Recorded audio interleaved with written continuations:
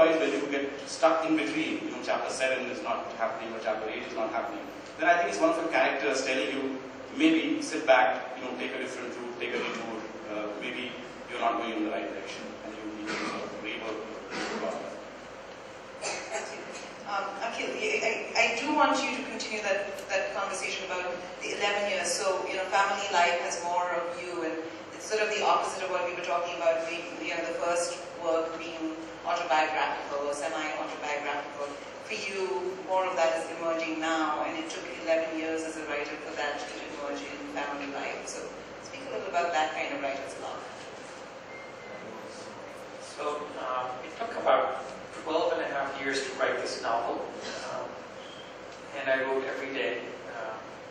I produced about 7,000 pages, and the book is about 215 pages.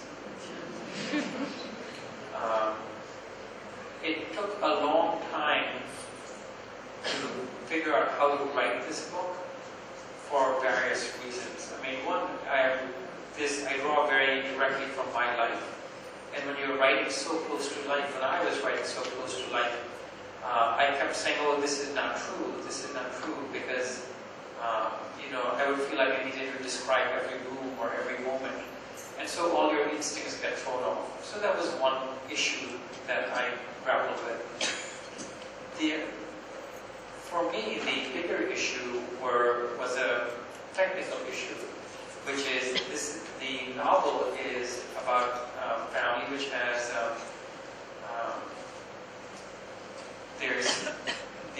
this family immigrates to America. They have 2 children. The parents have 2 children, 2 boys. One of the boys has an accident in a swimming pool and becomes severely brain damaged. And then the parents bring him home and take care of him. And the family collapses under that weight, under just the enormous difficulties of taking care of somebody so sick, and the despair of it. And this, for me, created a series of technical problems, which is, how do you write something which doesn't have a plot? Right? And then another issue was, how do you write about things that are this dark? Because your readers are willing to come along with you to very dark places if there's a sense of momentum. So there were all these and a third problem was that was pulled from the point of view of the younger boy, the younger son. And young children are unable to process things. Something happens, and they don't really understand what happens. They can't understand it the way that adults understand it. And so this means that everything feels the same. One thing feels very similar to another thing. And so these are very technical problems that I had to figure out. For me, the solution was, the major solution was eliminating certain types of details within the novel. As you all know, in a novel, in fiction, you tend to create a sensorium. So you have sound, smell, texture, feel, and visual details. Each of these things is intended to bring the reader, to make what you're reading feel very much like the present. The problem is that the more real you make things, the more time slows down. And so what I did, and this took many years of figuring it out, was I eliminated a certain type of details. So there's almost no sound, there's almost no smell, there's almost no feel, there's almost no texture. Primarily, sound is taken up by dialogue, and then there's visuals. And by eliminating these types of details, the novel, the events and scenes don't feel very sticky.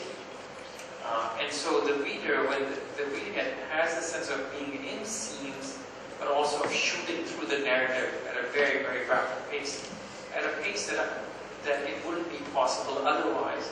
And so for me, all those years were trying to learn how to write in a style that's very different from a traditional style. And each solution that you create has certain problems and limitations. So for example, if you eliminate those types of details, then it begins to feel very thin, the narrative. And so what do you do to plump it up? And so it was these technical things that made it very hard.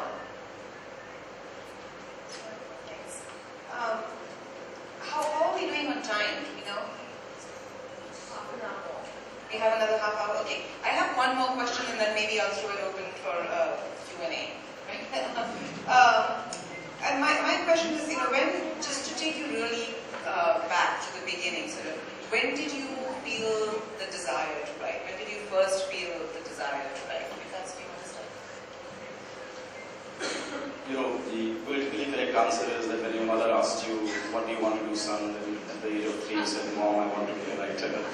But, for me, that urge never happened. I mean, I was always a reader, and I never thought I could be a writer. I never wanted to be a writer. But I'll tell you something. When I was reading these mysteries and these thrillers, 99% of the time I was able to guess the ending, the murder. And I think the moment you do that, that is really when you become a writer. Because then what happens is, you are looking under the surface. You are going into the scaffolding of the writer. If a writer has mentioned a red notebook which has no relationship to the plot, and you are sort of retaining that in your head, oh, this red notebook is going to tie up somewhere. I think that is when you are already thinking like a writer. That is the moment I would say that you have started to look at the writing, not just in terms of the surface text, but in terms of the underlying narrative structure, that how it's going to tie up. So if that is the point, then I became a writer, I suppose, by the age of 7 or 8 or something like that, because I was a voracious reader. But I truly became a writer in the sense of writing something only when I was posted in London. Between 2000 and 2003, 2 things happened. One, of course, was that I was in London, which is the literary and cultural hub of Europe. Every week, some new book was being launched, some new writer was being launched. I discovered all the publishers and agents are based in London. So that was a sense of, a kind of an inspiration. And the second thing was that many of my contemporaries in the Indian Foreign Service were writing fiction. One of them is sitting right here with us, Mr. Navdeep Sadna, former spokesperson. His novel was, one of the inspirations. And I thought to myself, I said, these guys have written novels. Can I also write a novel? Do I have it within me? And now, of course, so many Foreign Service officers have written novels that people have started talking about an IFS school of writing. But that's, I think it was these 2 things. But I wrote in complete secrecy. I said, look, I'm not going to waste my time writing a full-length novel. It doesn't get published. It's a waste of time and effort. So I was very, very scientific about it. I said, I'll write 4.5 chapters. I'll send it out to 10 agents. If one of them picks me up, fine. Otherwise, I'm not finishing the novel, and I'll just be the customer, the diplomat, not the writer. And I wrote these 4.5 chapters in 1 month. Sent it out to 10 agents. Didn't hear back from any one of them because agents also have sort of submission files of a mile long and things like that. And then one day I was researching, I was just browsing the internet, and I come across a website called everyone.com by a failed American writer who got so frustrated with all the rejection slips that he had received that he put his entire correspondence with them on the web, including the personal emails, the phone numbers of all these agents and publishers. So there I come across this agent called Peter Buckman, who was telling this writer that I'll be happy to give you my advice, and you can either send me your submission by snail mail or by email. So I said, hang on, this is the first agent I have come across who's ready to accept submissions by email. Normally they all say the question of email does not arise. Send a hard copy with a self-addressed envelope, etc., etc. So I said, I have 4.5 chapters on my net. What have I got to do? So I sent 2.5 chapters I think it was on a Wednesday. Thursday when I come to office, there's a reply from him. Dear Mr. Vikas Group. Dear Vikas Group, you didn't know I'm male, female from my name, I suppose. British agent. I greatly enjoyed those 2 chapters. And please can you send me more? And I live in Oxford, and this is my address, and please send me a hard copy. So I said, dear Mr. Buckman, you made my day, and I printed out 4.5 chapters, and I sent it to him by mail on Wednesday, on a Thursday. Saturday he rang me at my house and said, this is fabulous stuff, and I'm coming to London on Tuesday, can we meet? That is when I panicked. Till then, it's very nice, I'm sending my submission to agents and all that. I had no idea what an agent looks like, what do I talk to him, do I need a lawyer, and things like that. I panicked. I said, my God, what the hell is going to happen? So there was a friend of mine, I used to handle the India-UK round with, Patrick French, who I'm sure you all know very well. So I spoke to Patrick, I said, I called him up, I said, Patrick, I've written something, an agent is interested, and what do I do? Tell me, advise me.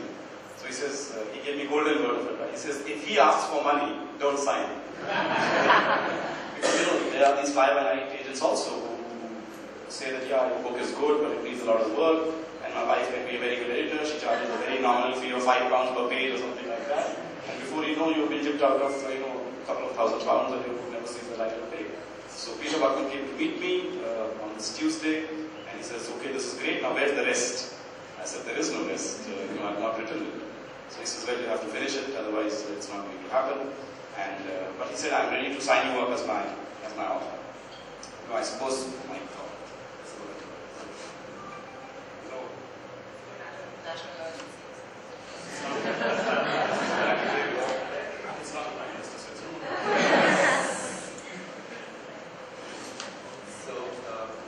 So basically, at that time I did my due diligence. I said, okay, I'm getting an agent, but I must first find out, who the hell is he? Because he did not exist. He was a ghost as far as I was concerned. His name was not in the writer's handbook. He was nowhere. So I said, if you don't mind, can you tell me who are some of your other clients? He said, this first-time author, asking me, he says, I want to find out who I am and what do we represent. Have you heard of Ian Fleming? I said, the guy who wrote James Bond. He says, yes, we represent James Bond.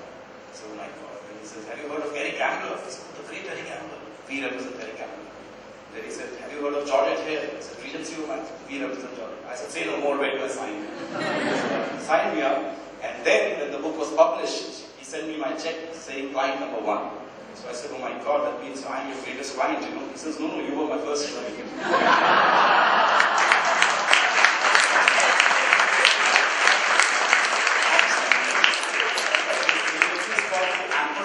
Ampersand is the and sign. So there was he was Peter Buckman, and there was another person called Peter Jansen Smith. And Peter Jansen Smith was the agent to Ian Fleming and Eric Ambler. This guy had just set up the agency. He was an editor before. I was his first client. That's when you became a legitimate writer. So that's I said, okay, now I have 1 month left. And I have an agent now. And believe it or not, that very day I got the news from Delhi. I have been posted back to Delhi as Director Pakistan. Director Pakistan means 9 to 9, 24/7, no stress. So I said, I can't finish the book in Delhi now. I said, now I have an agent. Can I finish this book in that 1 month that I had before I was leaving for India? And as I told you, I wrote like a maniac, 20,000 words in that 1 weekend. I finished the book on the 11th of September 2003. On the 12th of September 2003, I was sitting in an Air India plane going back to India. It's fascinating. Sounds like one of the plots of your... What about you, Shiva? When did you want to write? Well, it was like Arnab, it was sort of connected to the nation because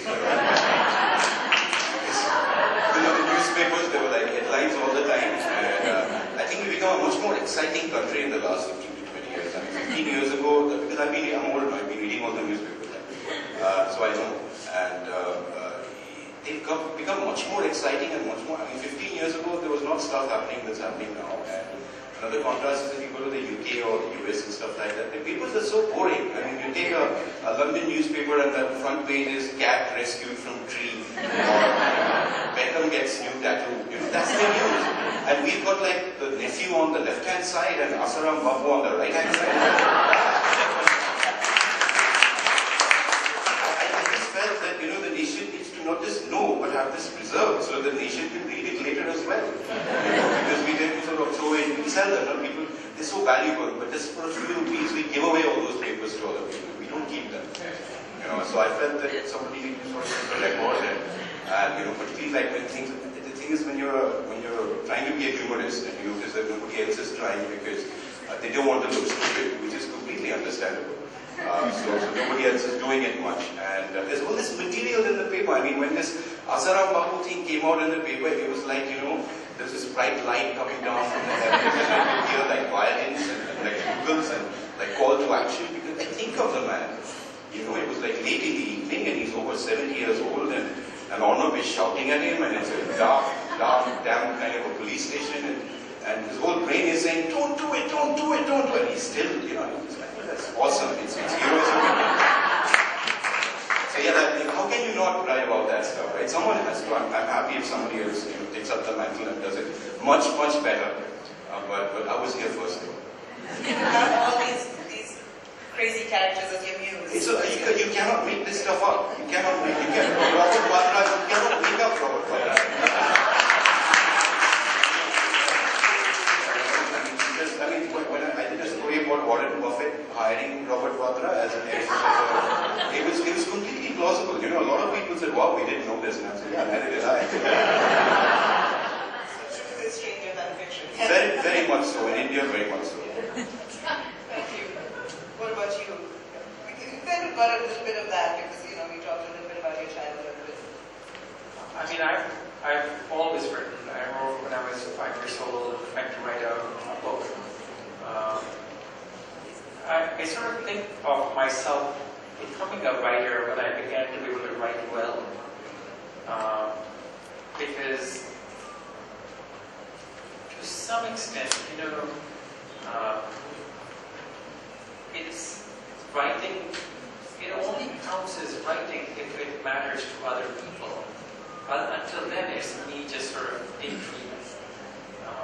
And so that I began to be able to write well, I feel, not super well, but well in high school.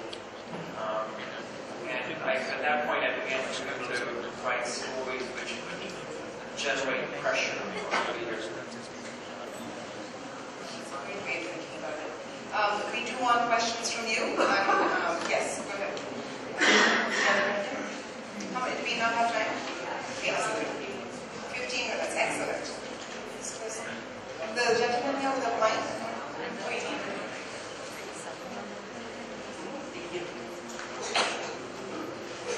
My question is to Mr. Sharma.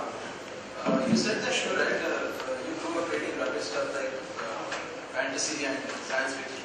Why do you think that way? And I think the same question to both of you is: are Indian audiences ready to take up such genres? Why are they then untouched? Like your opinion is. I'm sorry, your question is why did I read these things? Why do you think they're rubbish? Why do I call them rubbish? Yeah, okay. I mean, sure. If at all then India creates a J.R.R. Tolkien or H.E. so others like maybe Isaac Asimov, would Indian audiences take them up? What is yours? I mean, as somebody who's read widely in terms of science fiction, so I read Isaac Asimov and I read The Lord of the Rings, and for me, I think of them as tremendously bad writers, and I think of them as tremendously, to me, they're tremendously bad writers because their sentences are shapeless, right? They don't communicate by where the noun is within the sentence. So on a very technical level, I don't think of them as good writers. The second reason I think of them as not good